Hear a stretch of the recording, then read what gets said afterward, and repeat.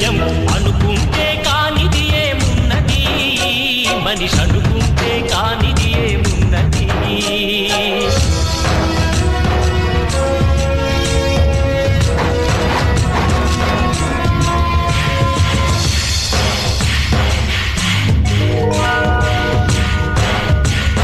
చిలిపి బాలుడనుకుంటే చిటికనేలు అనుకుంటే కృష్ణుడెత్తలేడుగా గోవర్ధన భారం. సీతగాని లేకుంటే చేత కాదు అనుకుంటే విల్లు విరవలేడుగా శ్రీరాముడు సైతం. మనసుంటే కనపడదా ఏదో మాత్రం, కసి ఉంటే జతపడదా